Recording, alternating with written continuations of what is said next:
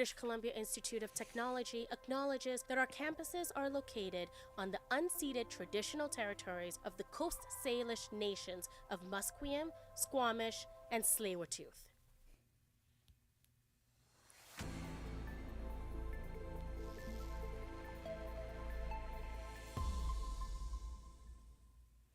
Good morning. My name is Selena Teixeira, and here's your latest headlines for 11:30. Palestinian Canadians and others will gather outside the IRCC Vancouver office for a sit-in calling on the federal government to turn words into actions following Prime Minister Carney's recent announcement recognizing the state of Palestine. We are now joined by reporter James Nyo. So, James, why is this an important story, and what is your fresh take? Well, some kids started school, elementary school rather, during the pandemic, so they didn't exactly get a good bonding experience to start. Now those kids are old enough to play some sports, which kind of do a similar thing, but now those sports seem a little too expensive for some parents, and so kids are missing out on some key life lessons there. All right, and how much does it usually cost to put a kid into sports?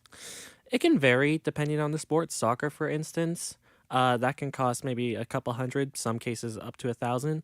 But if you're putting a kid in hockey, for example, with all the equipment, pucks, sticks, travel, that can cost in the mid-thousands. And I don't think many parents have a couple thousand just laying around per year. Yeah, for sure. Well, thank you so much for joining us today, James.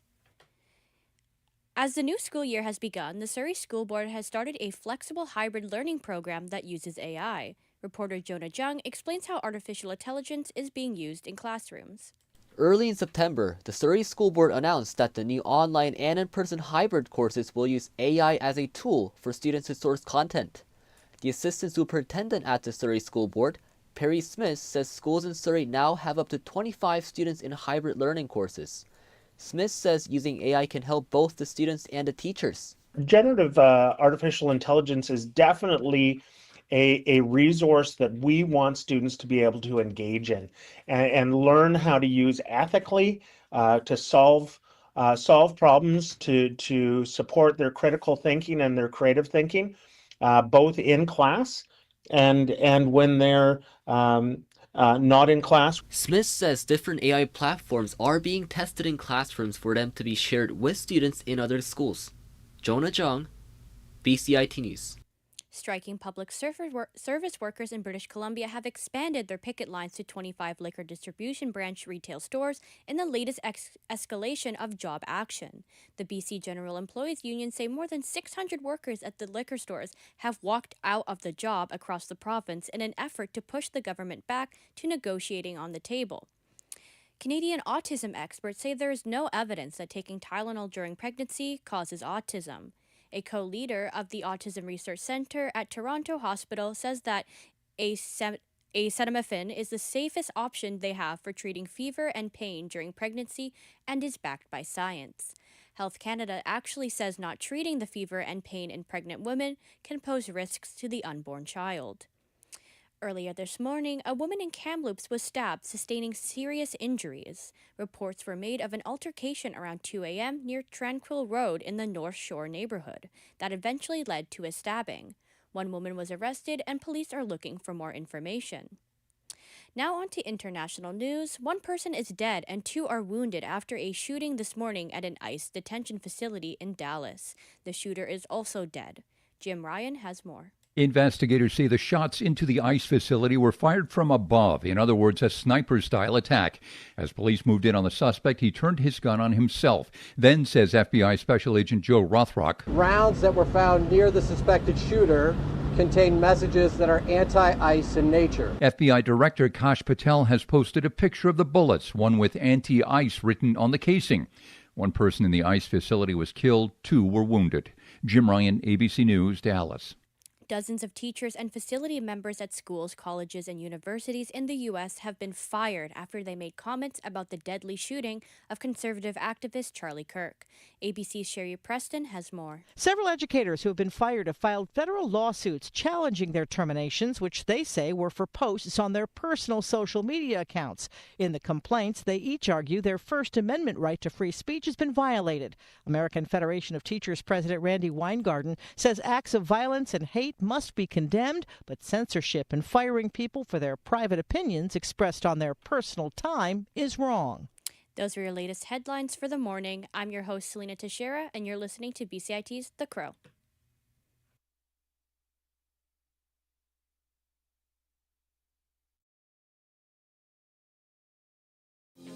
This is 1680 The Crow, and you're listening to our feature presentation.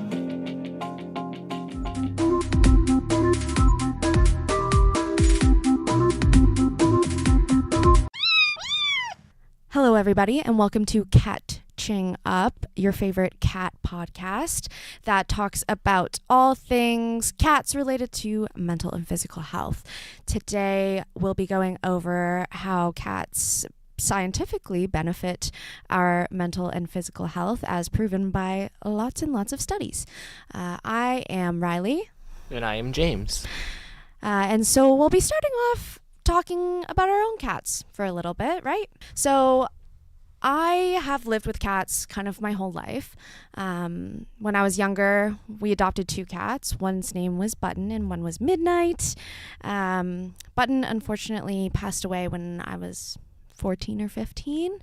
And then Midnight I brought out to Vancouver with me when I moved here for university, and he lived until 17, and he was diabetic and had kidney disease, and he made it through all that, and he was a really good little friend. And now I've got 2 kittens, Gigi and Ember, and they're also really good friends. So what about you, James? What's your history with cats? I guess for me, it started when I was about 5 years old. My sister randomly just brought home a cat. It was very small. We ended up naming it Skittles, and it seemed like the runt of the litter seemed a bit smaller. And it lived for about 10 years, and I think February 2022 was around the time she passed away. She had a bit of health problems in her last few months. And for the next, I think it was 8 months, I was not exactly having the best of times. For me, I just started up the new semester in high school, and during the year, I just couldn't really focus. I actually nearly failed my French 10 class. I think I got like a 59%. I think my lowest in any class I've had throughout high school. Oh, no.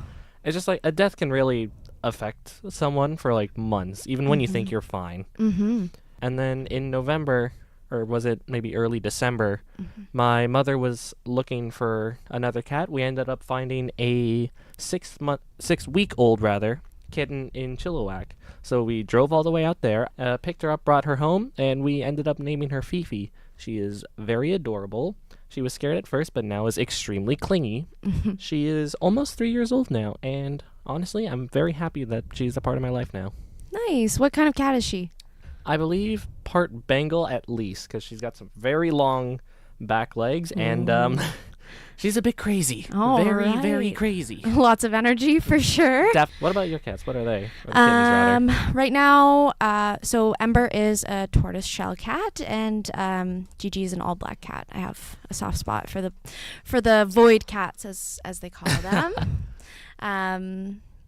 So now you've got some studies, James, that kind of show scientifically how cats have benefited folks' mental and physical health, right? As a matter of fact, I do. We just talked about our problems, but now let's get into the actual science of it, shall we? There are a few studies, one of them by the Journal of Vascular and Interventional Neurology, and that showed that cat owners actually have a 30% less chance of having heart attacks, strokes, or any other cardiovascular issues. Wow. There was a few more, one of them by the Public Library of Science journal. That one says that interactions with cats activate the part of the brain that feels empathy. Whoa. And petting a cat actually releases this chemical called oxytocin, also kind of known as a love hormone.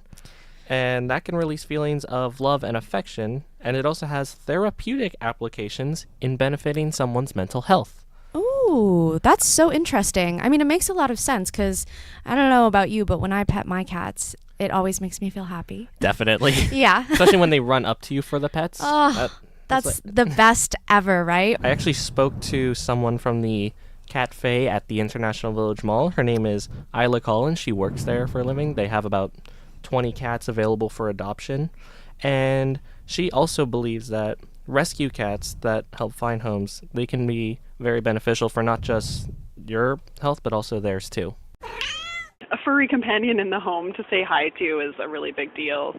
But it's also been scientifically proven that cat purring is healing. So, if you're sad or not feeling very well, having a cat lying on you and purring away can be a very healing experience. That's actually pretty incredible. I mean, I had heard things before, just on social media, on TikTok and all that, about how cats purring is at a frequency that can help, heal people, heal like broken bones and... Seriously? Yeah, seriously. I'd heard that, and it sounds like Ayla kind of corroborated that for us. The attitude overall towards cats has kind of been changing lately. They are right now the most owned pet in Canada. Above dogs. You're kidding. Above dogs, yes. They make up 55% of all pet ownership. Wow. Okay, then. I did not know that. Yeah, more than half. StatCan says 1 in every 5 households in Canada has a furry little feline family member. I spoke to Jane. She was a former dog person who turned into a cat mom, about her cats and how they changed her life and her perception of cats. Oh my gosh. Well, first of all, I live alone. So being able to come home and actually have, pets to interact with and someone that misses me is so nice for my mental health. And then secondly, it's helped me a lot about learning where my growth areas are when it comes to caring for something or someone, my responsibilities, my time management, things like that. And then also just increased even more so my capacity for how much I could care about and love something. I've had pets in the past, but it's different when you have pets of your own. I think what I find funny about cats, especially black cats, for example, is they have a lot of stereotypes surrounding them. Black cats are mostly associated with bad luck, evil spirits, curses, that kind of stuff. Mm-hmm. And that's led to them actually being on the lower end of cats that have been adopted in terms of breeds. Another stereotype, for example, would be the orange cats. Mm. And I should know this as well. My first cat, Skittles, she was orange. Mm-hmm. Absolute menace to society.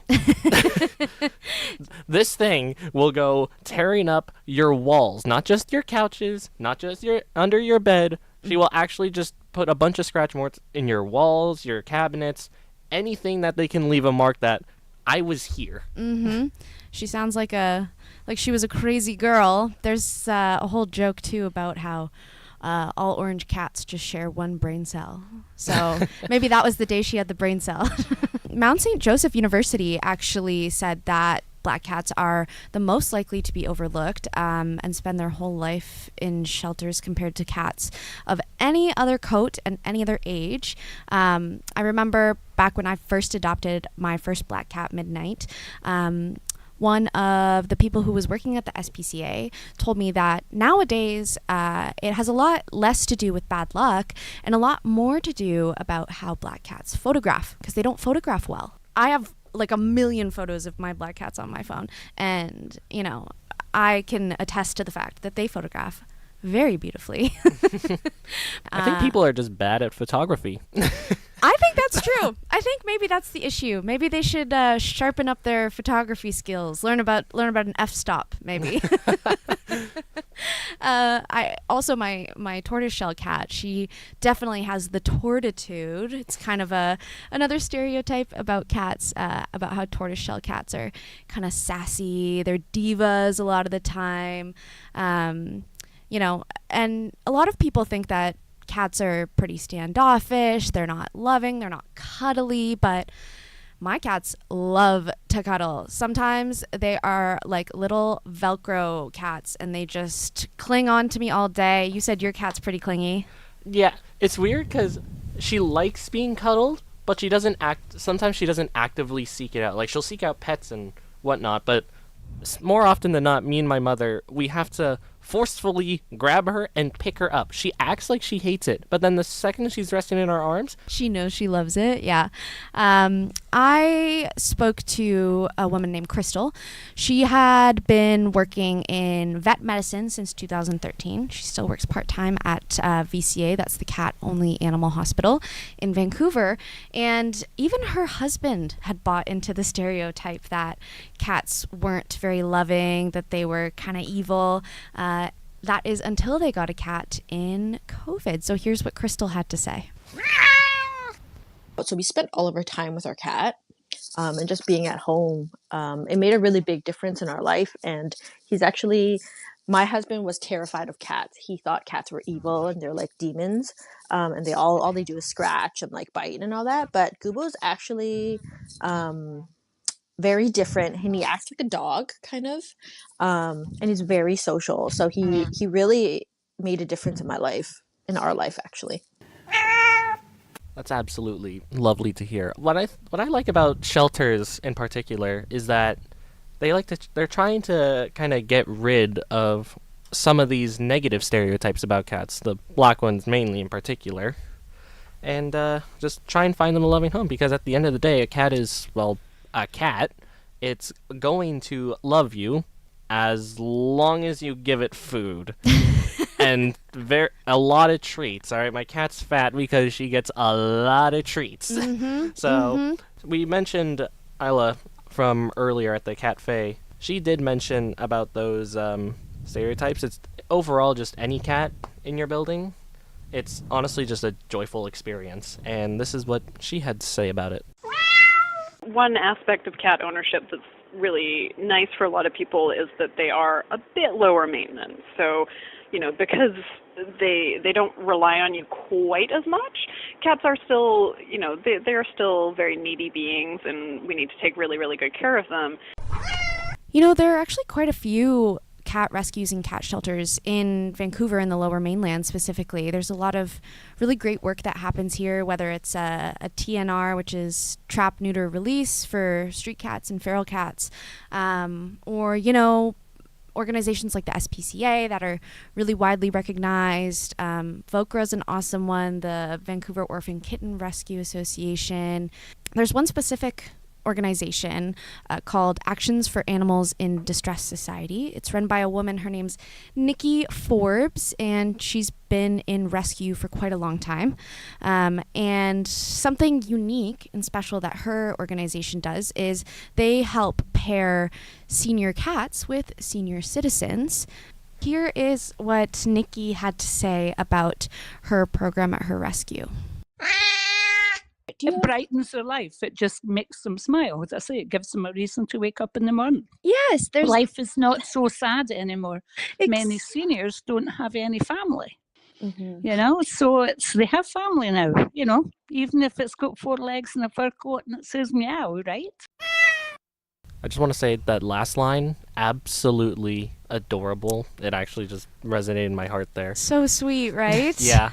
We have the anecdotal evidence always that, our own cats make us feel happy. They make us feel joyful and good, but it's really interesting to know how much science backs that up, right? And, how much cats are increasing in popularity. It seems like everyone and their mom's getting a cat these days. Not to be crazy, but could they overtake dogs eventually? Is it a possibility? I think they already have, James. I think they already have. All right, well, thank you for tuning in to Catching Up. I have been Riley. And I have been James. And we will see you folks next time. Have a good one.